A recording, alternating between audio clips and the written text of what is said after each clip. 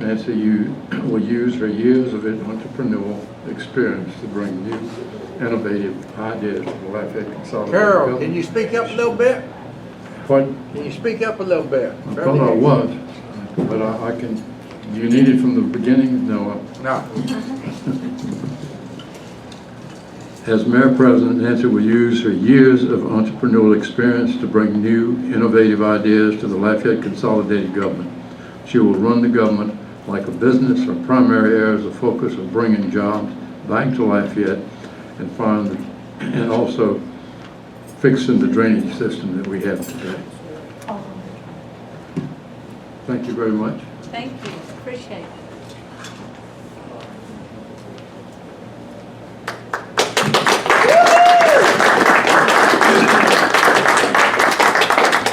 Thank you.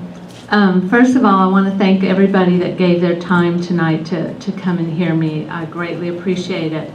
And I want to thank the Concerned Citizens for Good Government for having me also. There couldn't be a better name, Concerned Citizens for Good Government. I mean, I could not think of a better name than that for you guys.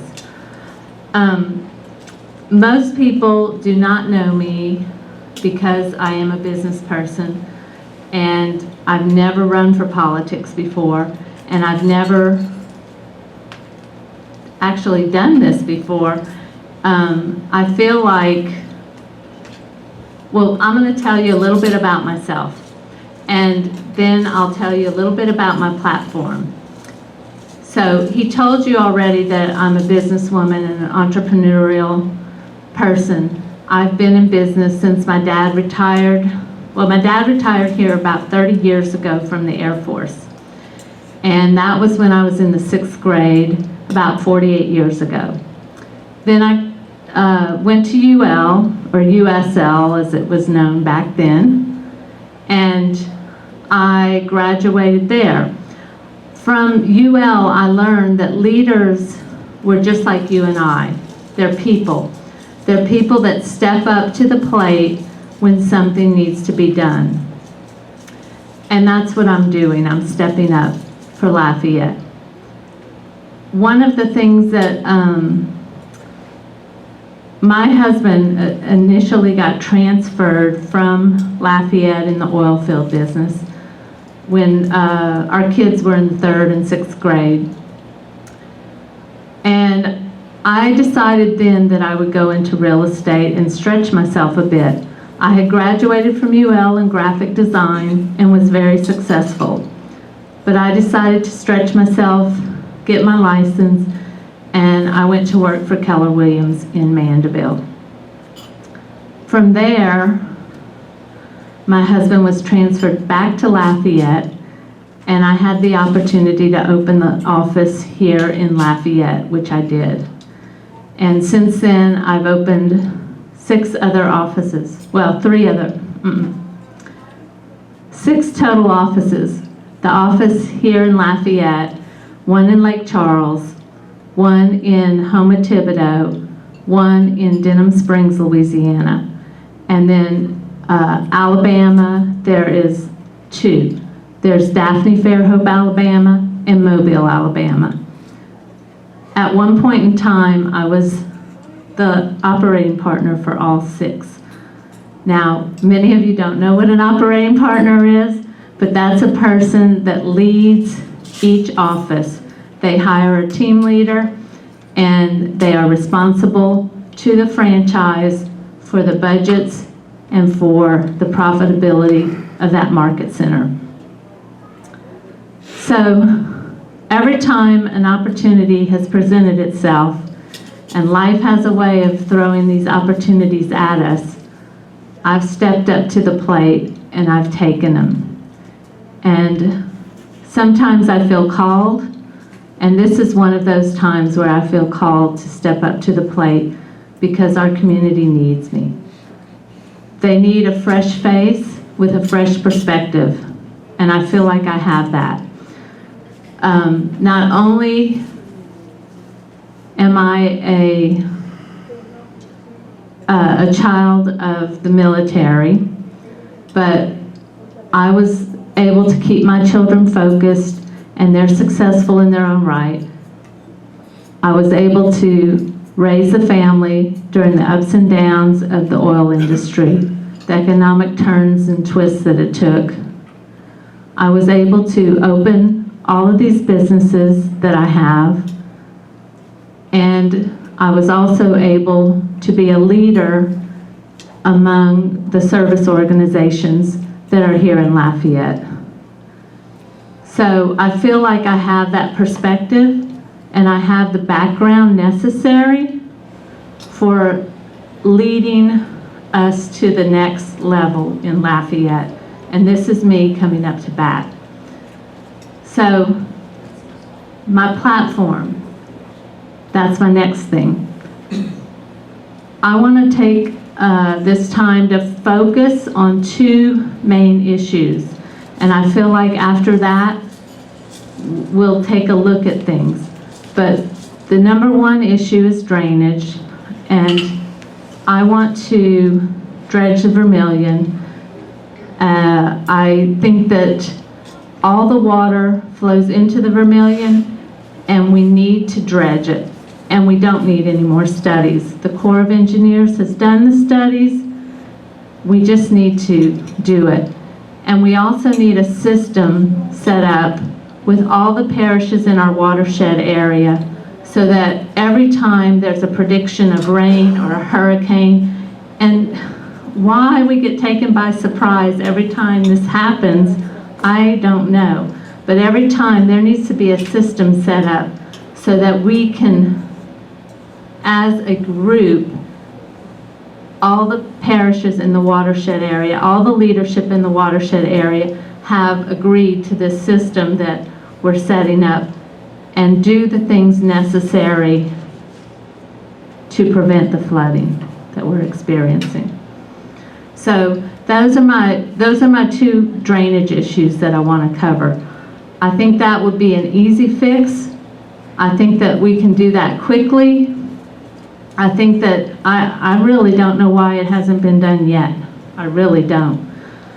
The other area that I want to focus on is jobs.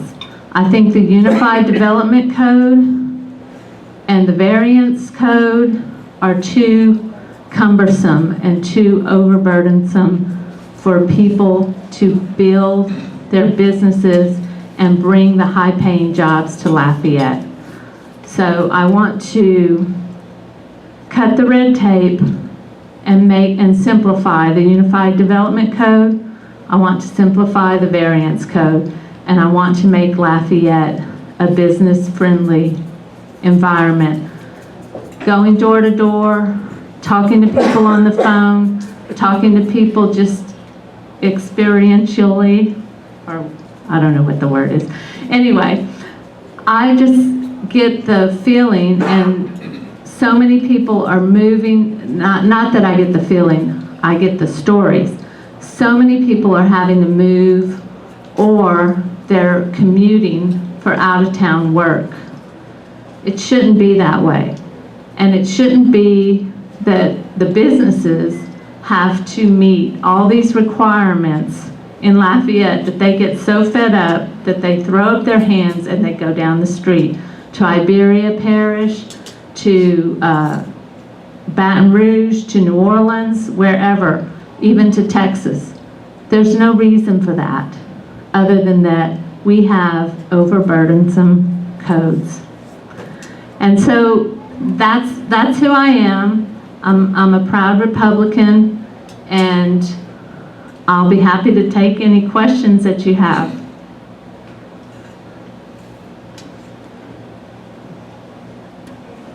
Yes, sir.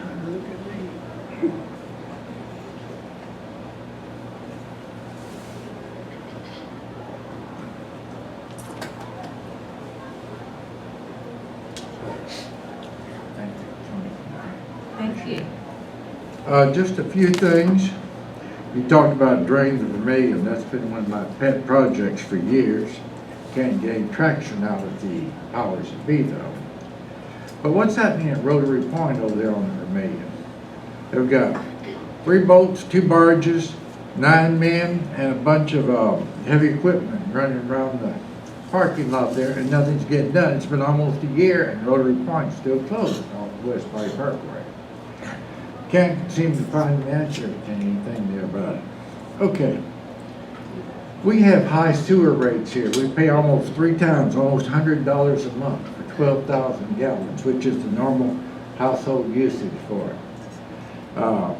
We're paying 3 times what other cities and parishes are paying on sewage rates. That's not good. We have next issue. The Marcotte 2 coal-fired power plant up at Boyce, Louisiana. That's a big time cost. And some of the local LUS people don't want to go to solar or so far as water generators also. But the coal-fired plant up there is costing us more than it should be. If you look into this, please. Thank you. Would you like me to answer some of those? Okay. Regarding the coal-fired plants, I know that there's studies being done that LUS has hired an engineering firm to study what needs to be done. And so until that study is done, I'm not going to take a position either for or against. I'm going to look at the study that is done and determine then whether or not we need to do anything. Okay? I hope that answers the question. Not okay, but it's a work in progress. Well, it is. And regarding Rotary Point, I agree it's taken too long. I don't know why projects take so long in Lafayette. I don't know what's happening there, to be honest with you. But I will certainly look into it. And if you want to give me your email address, I'd be happy to answer that after I look into it. And what was the third? Sewage rates? Oh, the sewage rates. Sewage rate, yeah. That I would need to look into also. Yeah. But I feel like, Touch that. well, Easy $100 a month from every household. our sewage rate isn't that much. It's over $8. Wastewater? For wastewater, Look at your bill. it's only $20, I believe. I paid $50 last month for wastewater. You looking at your bill right now? How much? $53.61 for 1,770 gallons. What are they all talking about? We got a lot of kids that think that. They double that, Well, I don't believe that it's $100 a month. Somebody needs to rein in the accountants over there and say, wait a minute, it's not that expensive to operate. Why are we paying so much? I do plan on looking at every aspect of where we're spending money and every item in the budget. I have not done that yet, but I do plan on doing that. Thank you. Okay. Thank you. Ms. Williams, you have a question?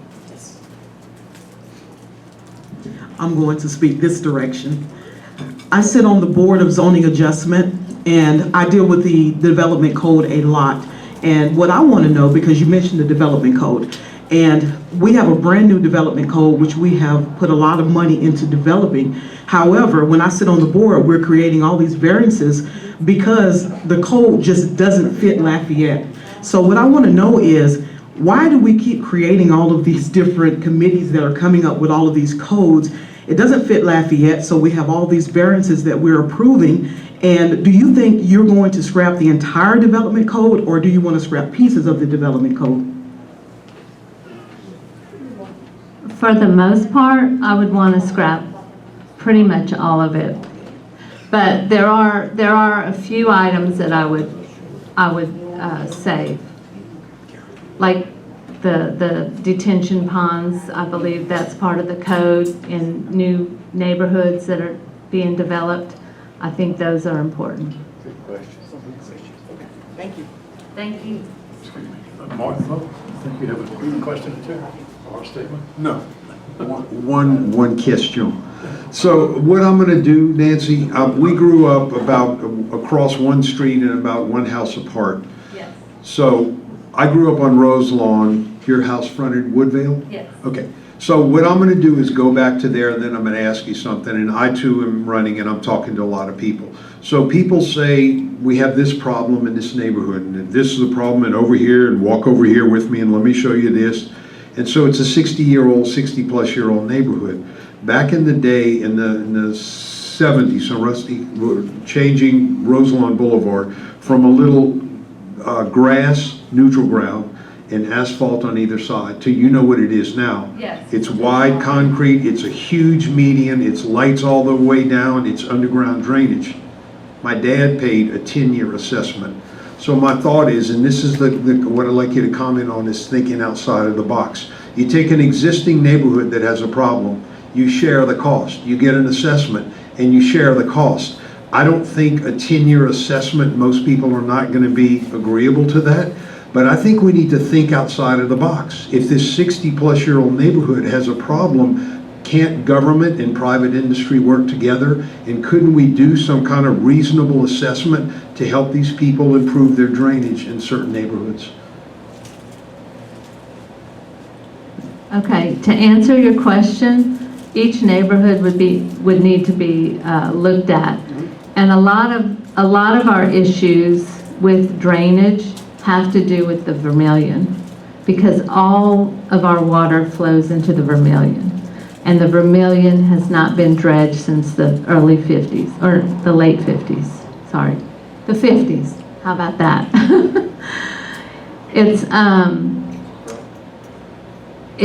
It doesn't hold the water or move the water like it used to. And so we need to dredge the Vermilion first and foremost, and see what effect that has on flooding. Because I don't want to spend money needlessly. I do agree with you in that each neighborhood needs to be looked at, but I think we need to dredge the Vermilion first and set up that plan, and then we can see what neighborhoods might still need to have that done.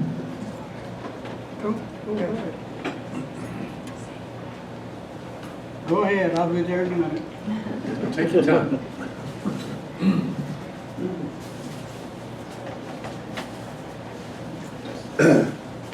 While I'm coming up, let's all wish a happy birthday to Justin Santini. Happy birthday.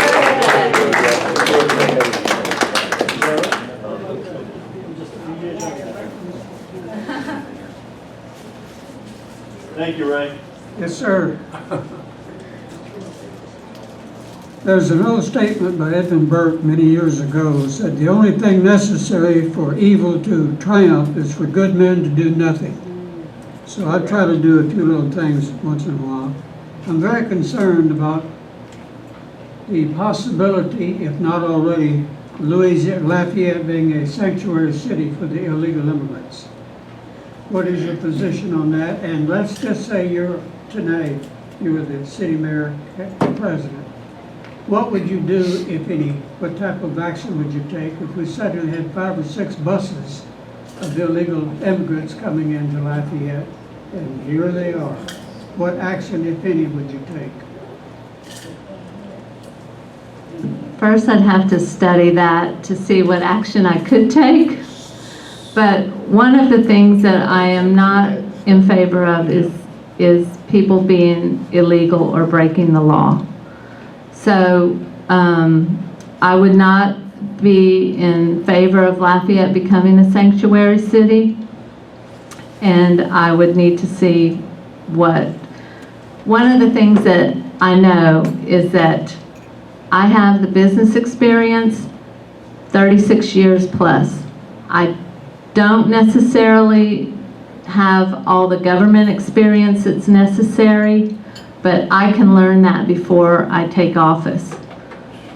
What cannot be learned is 36 years of experience running businesses and meeting payroll and doing all the things that I've done in 2 months' time. So in regard to your question, I don't know what my authority would be. Who has the most authority, you or the city council? The city council pulls the purse strings. I can influence them, or I can tell them what I think, but I don't have control over the purse strings. But I can also tell them what I think about us becoming a sanctuary city, and that I would never approve of. Some of them don't agree with you, Some of who? of the parish council, Parish or city? city. Well, I don't. They want all those voters here. Again, I don't know what my authority is over the city council or the parish council. Mark, do you? Mark would have more experience with this. I'm only going to say one thing. If I get on the city council, we won't be a sanctuary city. And there are plenty of conservative-minded people that believe the same way. So this is Nancy's time. I just want to say that. I plan to be on the city council. I'm working hard for it. We won't be a sanctuary city. It's a done deal. Yeah, so I'm not in favor of it. And whether or not we are or not, I would not be in favor of it.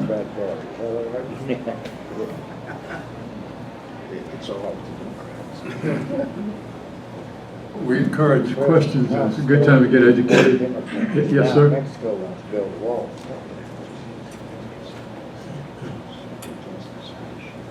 Marcotte, I just want to make a comment that you said that you had not served in public office before. That's one of the best qualifications you have to serve in public office.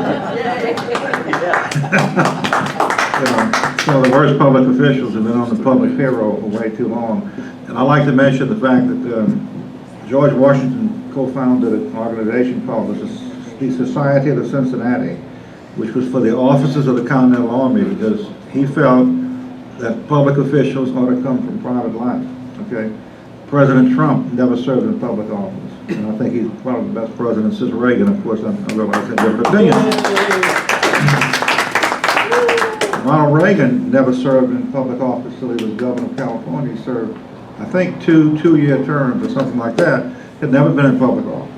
He was a great president. So I think it's very impressive that you have done 6 different offices of Keller Williams.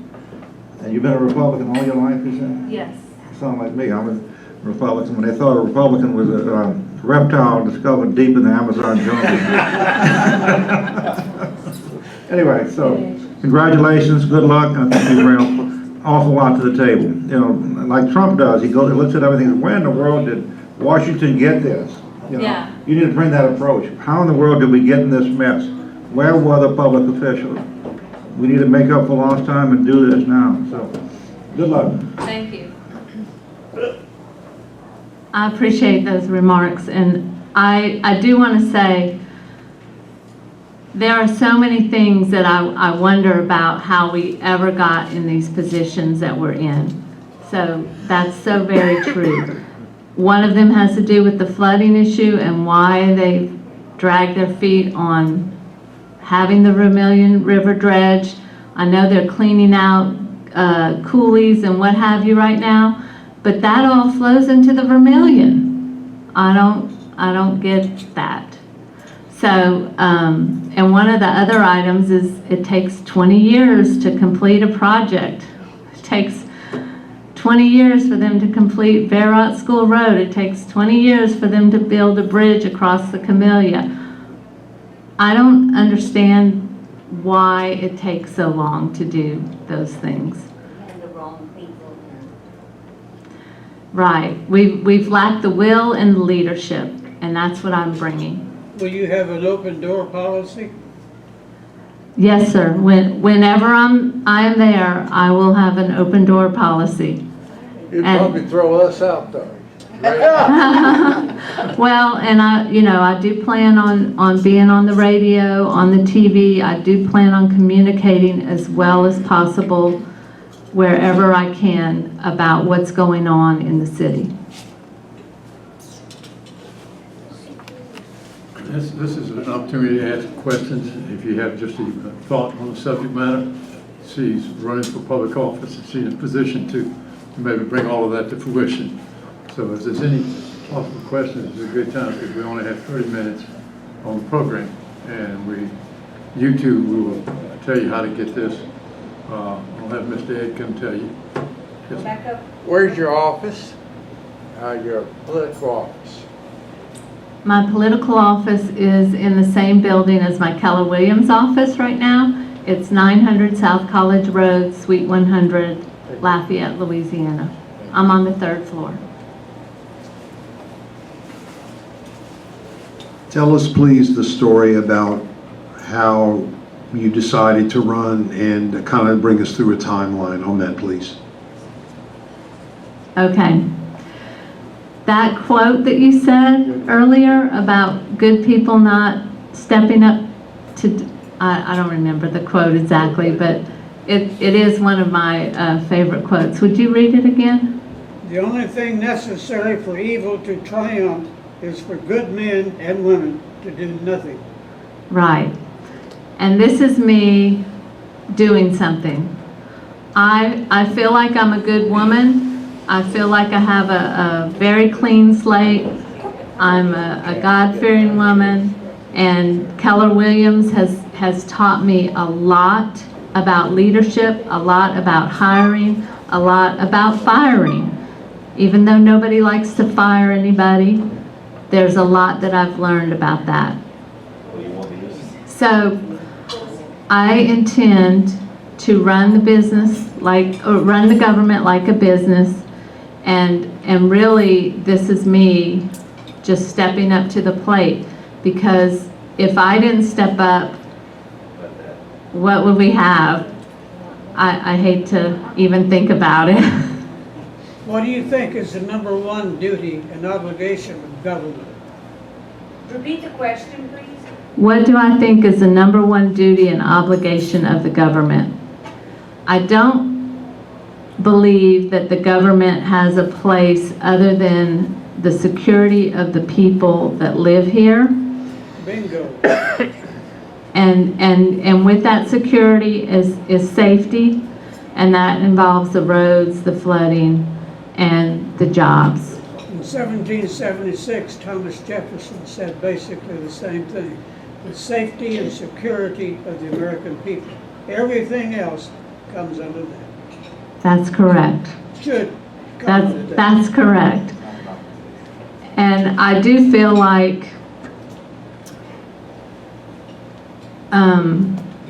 let me think of how I'm going to say this. I do feel like that everything else, this is what I would say. Everything else is gravy. And the gravy is not the meat and potatoes. As a politician, please don't talk about gravy. We've got enough of that coming out of Washington and Baton Rouge. Yes, sir. How do you feel about term limits? That's a good question, Larry. You know, on the one hand, I feel like they're very good. On the other hand, I feel like if somebody's doing a good job, then they shouldn't be voted out. So I really, that's a hard question for me to answer. You're waffling. I know I'm waffling. And that's how I truly feel about it. I feel like it's a good thing for some people, but for others, it's probably not. Some people we wish we could keep in. But if I had to choose, I would choose term limits. I should stop walking. I did. I would choose term limits.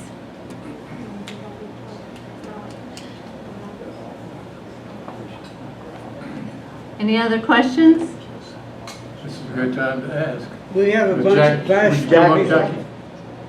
We have a bunch of bashful people. There's a couple that's not very bashful. Maybe she can repeat Jackie the has a question. question. Miss Jackie? I want to know how you feel about animal control. Animal control. Repeat the Animal question. control. So proud of our current mayor because he came in and said he didn't know, wanted a no-kill shelter. And being an animal lover and having a daughter-in-law who is a foster, picks them up, sees about them. Plus other people I know, I think our animals are precious. And I think that we should try to do everything we can to see that they live. I think animals have thoughts just like we do, they just don't tell us. Sometimes that's a good thing, huh? Yeah. Is there anybody that needs me to repeat her question? For the TV. Okay, so she was asking about how I feel about animal control. And the last thing she said was that she feels like animals have thoughts just like people, they just don't express themselves. Is that? I feel like they do. Okay, so to answer your question, I am in favor of the no-kill shelter, but I'm also in favor of spaying animals and people taking personal responsibility to have their animals spayed. Yeah, I agree with that. Years ago, animal control was keeping alligators off the bank down at Oak Warren Country Club. They'd come in at night from the Tish and they'd swim on the, land up on the bank there and just lay in the sun. And animal control back then would go down and get them back in the bayou. But that was 25 years ago. And do you have a question No, regarding no. that? Okay. Ms. Williams, please come up. I will tell you that I'm a news junkie. And in listening to the news, I'm hearing about these great job reports. However, living in Louisiana, it seems that I'm living somewhere totally different because I keep seeing a great exodus of businesses out of my community. And every time I drive past a store, the next day it's gone. How do you come up with a plan to spark economic development here so that the great jobs report also reflect us? That's a very good question also. So regarding bringing jobs in, I feel like the Unified Development Code needs to be simplified. The variants need to be simplified. The jobs that the city is replacing with higher paying jobs, again, it's showing that we're losing the energy sector and the manufacturing jobs. And those jobs are being replaced by hospitality and service jobs. Not that there's anything wrong with hospitality or service jobs, but we need to replace the high-paying jobs that we're losing. And I think we are headed in the right direction with the development of,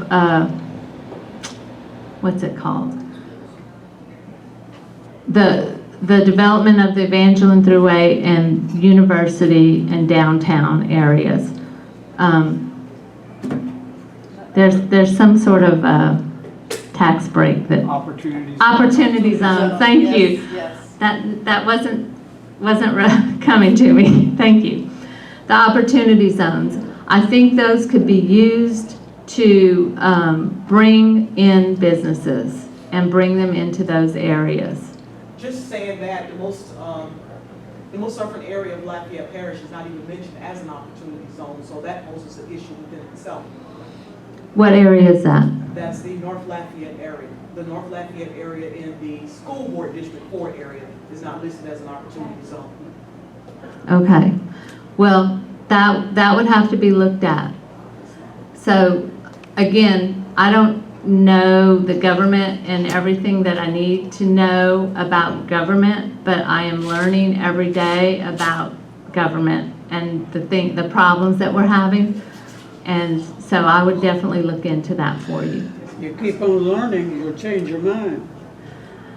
No, I'm not going to change my mind because I think Lafayette needs help, and I have what it takes to help them.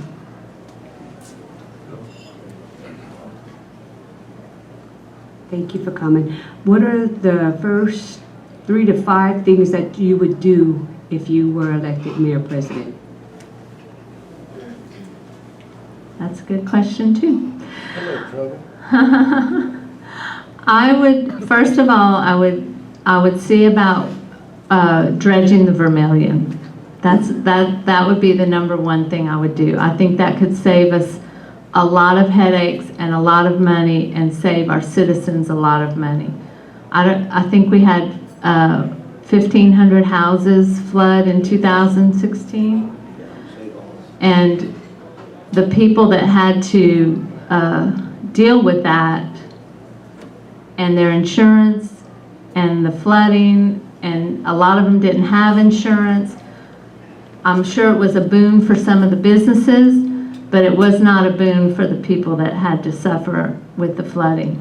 And so that would be my first issue that I would deal with. The second issue would be the jobs and going out and meeting with people and bringing them in and selling them on Lafayette. And then the other thing I would do would be to bring them in. I would cut the red tape of the Unified Development Code and the variances. If that answers your question. 3 of the 5. Okay. Any questions? Any questions? All right. Is there something you want to say in closing? Sure. Since Jackie has something. Okay. I would like to know who makes the decision on whether to dredge by, where do you go to get a permit or get that? The Corps of Engineers does the actual dredging, and Lafayette would just have to pay for the spoils or the dirt that has collected at the bottom and move that out. And what I've been told is that there has been no formal request for the dredging. And so I would ask all the parish leaders to sign a document saying that we are requesting that the Vermilion River be dredged. And if everybody wants to sign it, that'd be great. I think Vermilion Parish is our biggest obstacle. Thank you. Our biggest challenge or obstacle. And if they don't sign it, they don't sign it. But I think I can get everybody else to sign it. And if they do sign it, I think I'd be the person that could get them to sign it also. We have a real good thing going with the Vermilion River. Bayou Vermilion District. Bayou Vermilion District. And there's something over that, because they have parties, and they have get-togethers, and they have rowing boats down the bayou. And believe me, those who belong to it really enjoy it. They end up down at the end of Camellia Bridge, yeah. Right down by the bridge. And it brings in a lot of people. Yes. Well, I wouldn't, okay, so I don't know that she had a question other than a statement about the Bayou Vermilion District and that it brings in a lot of people into Lafayette. Is that correct? That's for the information for people that don't know that. Yes. It's very active down that way, when they have these parties and contests going on. So she's also saying that we have parties and contests and that many people come into town for that. Yes. So I don't have any intentions of stopping any of that. And the dredging of the Vermilion would be a request that I would make to stop the flooding. She mentioned the Bayou Vermilion District. I wonder if they could use any of their funds for the dredging, do you know? That's a good question, and I would have to look into that. I was thinking another source of funds, maybe they have like a bayou toll, you know, like a toll road. And they pass a certain point, they pay a little toll, and that'll be used for more frequent dredges, maybe. Yeah. Just an idea. I definitely like the idea of dredging the river more frequently than once every 40, 50 years.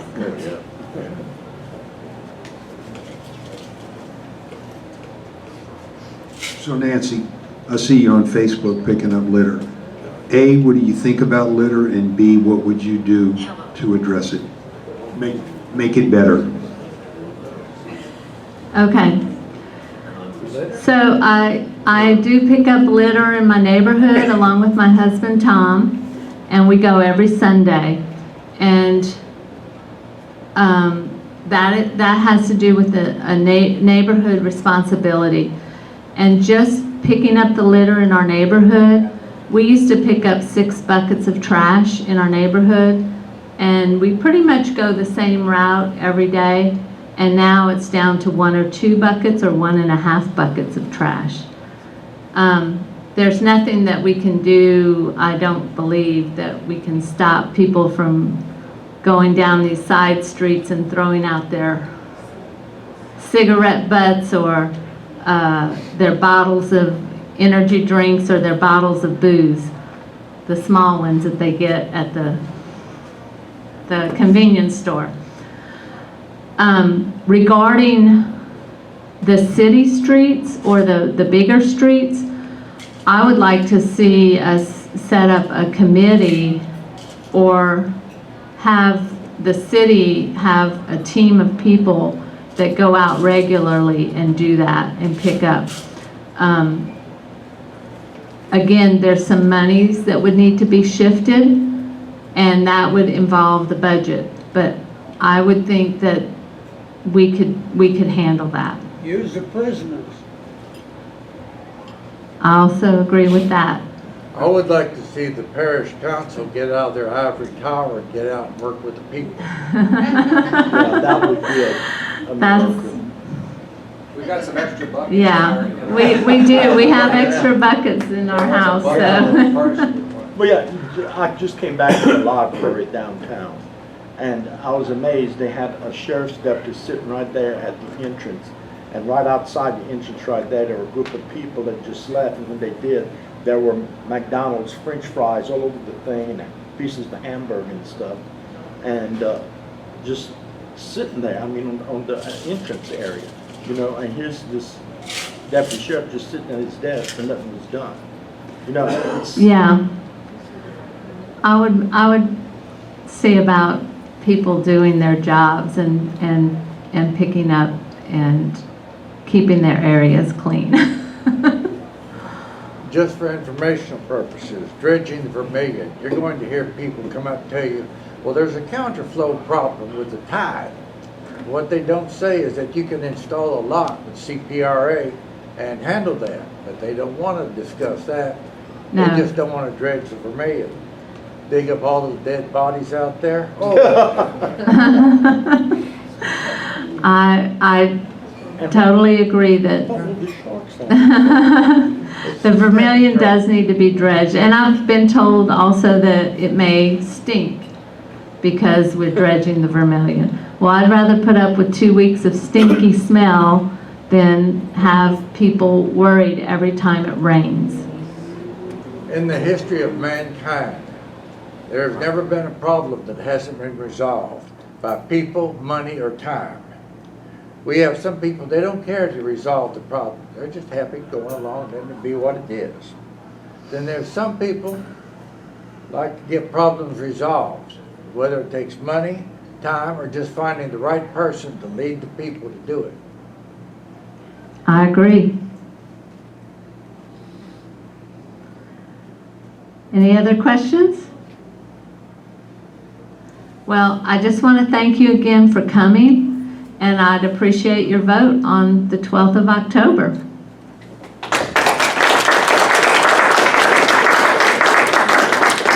Thank you very much. We appreciate you being here this evening. I'd like to ask Ed to please come up and tell them how they can tell their friends how to get this particular, he'll do a good job of it. It'll be professional, and you'll be able to go to the, exactly. Okay. Thank you. Yeah, we put the video on YouTube and on AOC. So you can go to either place to look at it. If you go to YouTube, youtube.com, on your computer at the top is a search bar, and you would put in CCGG, or Concerned Citizens for Good Government, and a dash, and you can either then put in today's date, or the name of the speaker, and the video will come up. And you just click on it and play.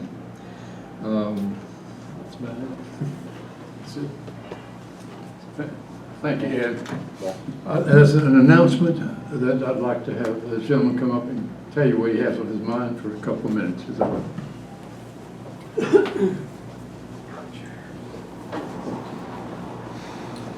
Thank you very much. We appreciate it. Thank Your time you. and reverence. We have been hearing a lot lately on television, in the newspaper, and individuals talking, especially our president. Practically every day you hear somebody talk about America first, America first. That's wonderful, and I totally agree. But he never gives an authority. I'm a full believer in giving an authority, back up something that you say so that people will remember it. This authority that I have actually cements the American Citizens First position. It's the ultimate authority for taking care of our own. I believe in taking care of legal immigrants, but not the illegal immigrants first. Right here in the city of Lafayette, kids, 20% of them go to bed hungry at night. We have many disabled veterans that need help. We have indigent people that need help. So America first, in my opinion, and in Mr. Trump's position. But what is the authority? This will put a piece of tape on the Democrats' mouth because they will not reply. I've been on Facebook for a month now trying to get a discussion, not a debate, but a discussion with the Democrats. The Holy Bible, 1 Timothy chapter 5, verse 8 says, and I repeat, and I have some cards if you'd like to have one, but if any provide not for his own, and especially for those of his own house, he hath denied the faith and is worse than an infidel. How can the Democrats reply to that? Because they're not asking for people, the American people, to put America first. Sure, I believe in helping them after we help our own people. We're spending billions of dollars every year on the illegal immigration situation. But as Mr. Trump says, America, citizens first, and that is the authority. Can anybody give me a better authority than the Holy Bible? Thank you very much. By the way, I have a website if you'd like to look it up. It's AmericaFirstAuthority.com. And there's another little passage I'd like to share with you from the Bible. My people are destroyed for lack of knowledge. we need to make people aware of that. Most people are not, unfortunately. Thank you very much. One more to say.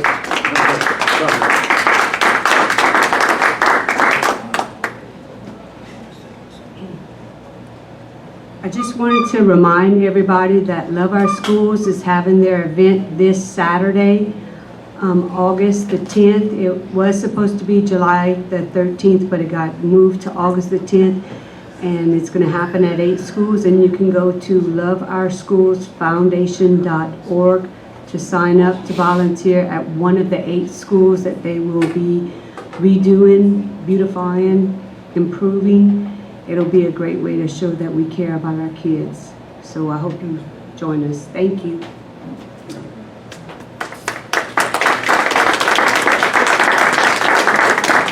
Thank you all again, and we appreciate you being here. We have a little conversation. You'll remain, ask questions of the speaker or recommendations. You're certainly welcome to do that.